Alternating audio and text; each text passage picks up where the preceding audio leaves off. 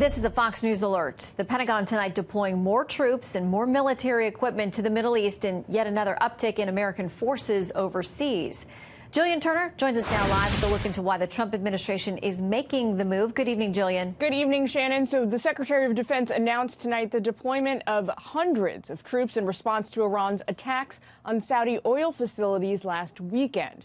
The SecDef confirming that the weapons used in those attacks were produced in Iran as he'd believed all along. Now President Trump, self-avowed war skeptic, faces the stark prospect of multiple military conflicts brewing in one region and digging in when he'd really prefer to be pulling out.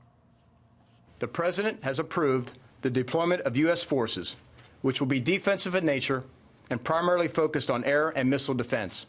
Esper insists the move is defensive and took care to point out the Pentagon agreed to send troops and military hardware only after the kingdom requested support.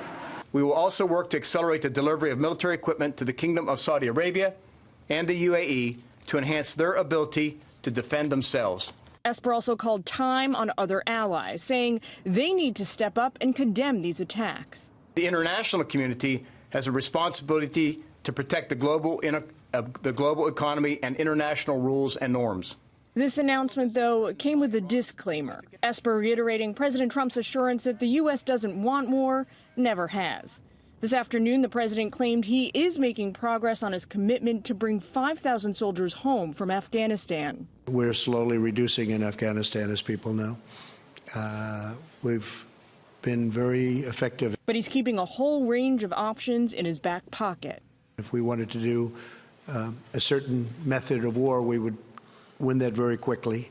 But many, really tens of millions of people would be killed. A Pentagon spokesperson, though, said yesterday the mission in Afghanistan hasn't changed and contradicted President Trump's claim that troop levels have decreased. Right now, the Department of Defense has not been ordered to draw down forces.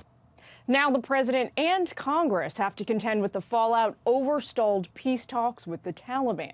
Since President Trump invited and then canceled a meeting at Camp David, negotiations have hit a wall, and Taliban fighters, Shannon, have ratcheted up attacks on Afghan and American civilians. Shannon. Gillian Turner, thank you.